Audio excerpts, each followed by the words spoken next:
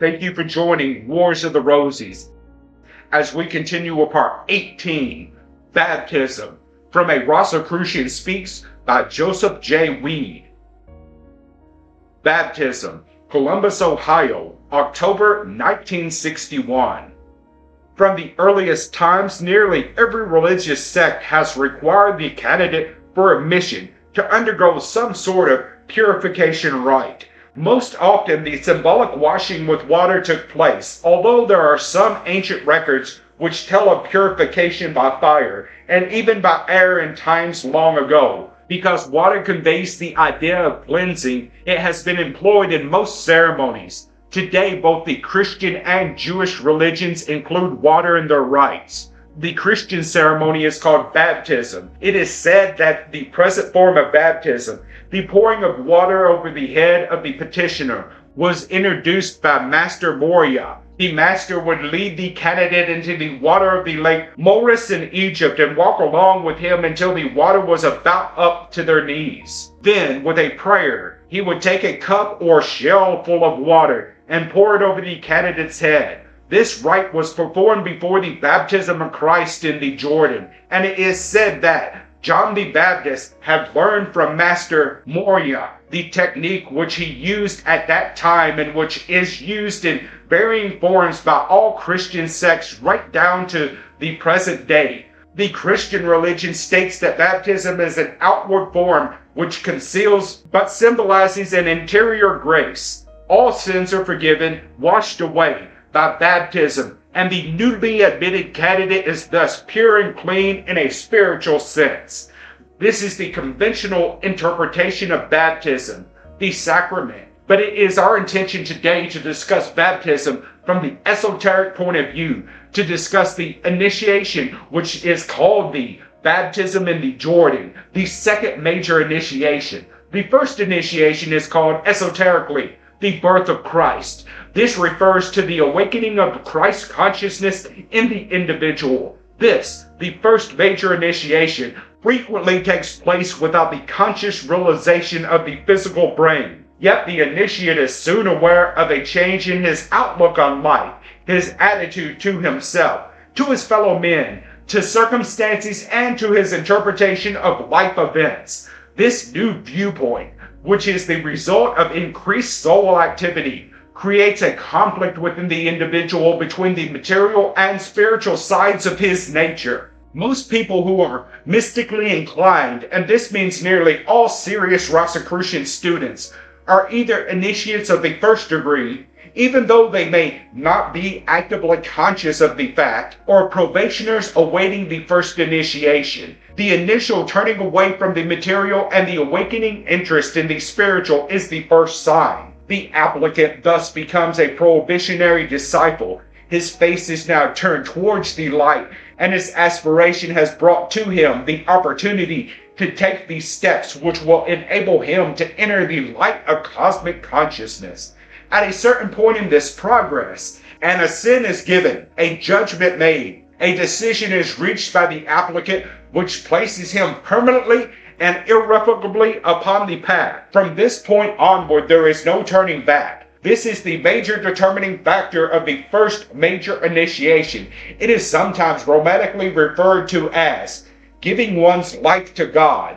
When one becomes a religious in any sect, in any religion, this same phrase is often used. And it is true that the serious-minded religious, one with what is referred to as a real vocation, is almost always an initiate of at least the first degree. Prior to the first initiation, the major problem lies in attracting the attention of the individual to the higher things, towards the spiritual and away from the material. This is a long, slow process requiring many lives. But once the objective is achieved and the interest and attention of the seeker are focused firmly towards the light, and the first initiation has been taken, then progress becomes more rapid. This progress is not immediately apparent. The young initiate finds little difference in the life he leads and the experiences he meets. If anything, life becomes more difficult. Misfortune seems to strike more often and more violently. tensions increase and temptations to fall back into the material life are greater. This is possibly the most difficult of all periods, the testing period between the first and second major initiations, and it usually carries over several lifetimes. These tests are mostly in the emotional realm. True, at first they all involve actual physical happenings, but the pressures involved and the decisions necessary are largely concerned with emotional factors. Since most of us are emotionally focused, this is the very area that presents the greatest difficulty and the most problems. At first, the initiate will fall far more often than he succeeds. The potency of his material nature is such that it will often override his highest aspirations and best intentions.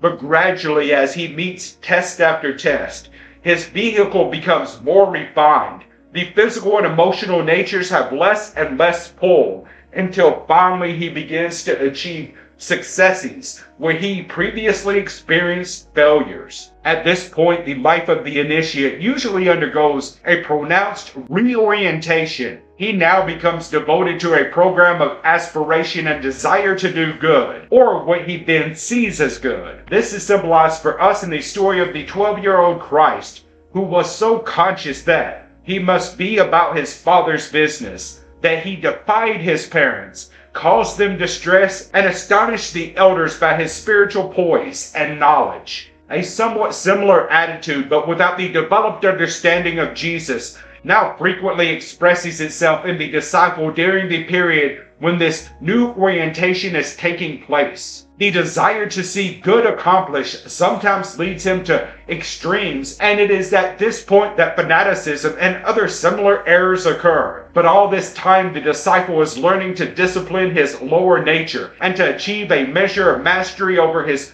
physical inclinations, thus releasing physical energy and bringing order into his life.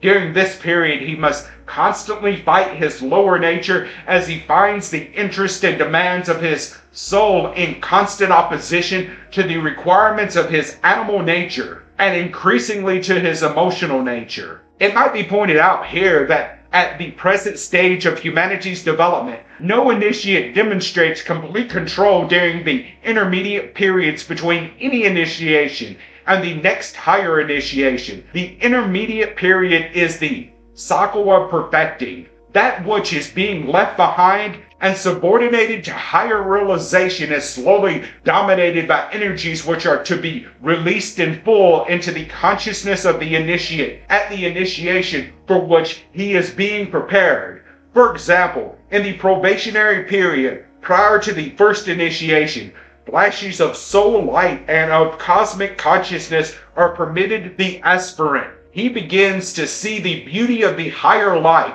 and contrast it to the lower grade glamour of the material world. Finally, he makes a decision, a mighty resolve, to seek only the spiritual, and he petitions the cosmic for help in this quest.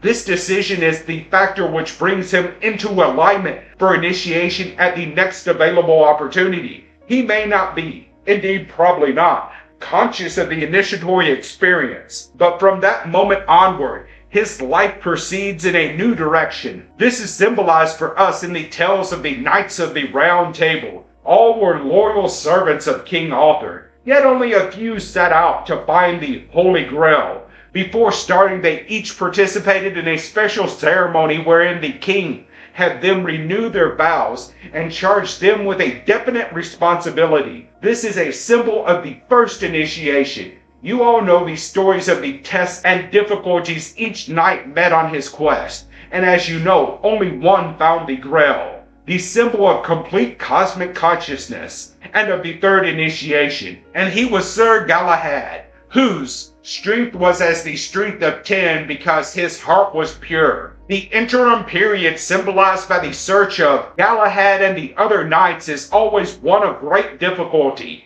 The energies being registered, made active and finally used are steadily increasing in number and potency. For the student is dealing with energies here. As always, his aspirations stir the energies and his own awareness to a point where he begins to recognize them for what they are. As they begin to manifest themselves, these energies have a profound effect upon the initiate's physical life and environment.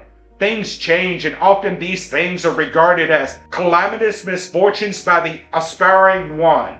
Eventually, however, the initiate begins to grasp the pattern which is emerging. He learns to use the energy properly, and once controlled, it no longer has the power to control him. When this point is reached, he is ready for the next step, the next initiation. The initiatory process between the first and second initiations is for most people the worst time of distress and difficulty.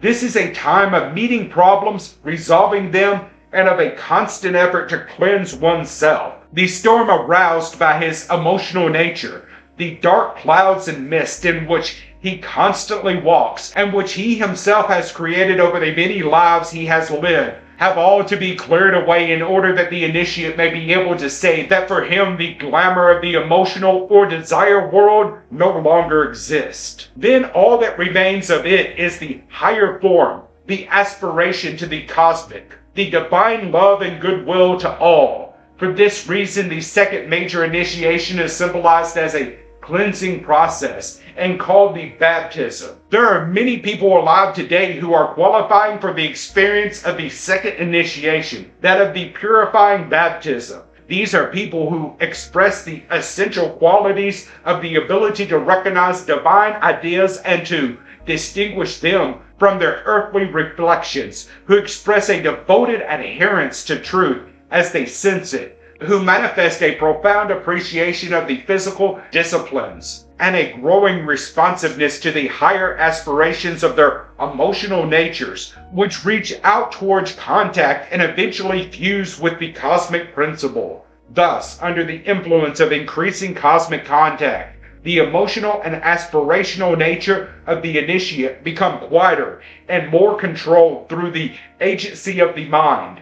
When this state of consciousness has been achieved and the waters of the astral body are quiet, they can then reflect the beauty and the true. When the emotions have been purified by intense self-effort, then the disciple can step into the baptismal waters and become subjective to the intensive purificatory experience which, it is said, now enables him forever to step out of the waters and no longer be in danger of drowning or of submergence. He can now, after experiencing the second initiation, walk up on the waters as symbolized by Christ and proceed with safety onward towards his goal. There are thousands alive today who are experiencing the tests and trials preliminary to the second initiation. For them in particular, these are most trying and difficult times.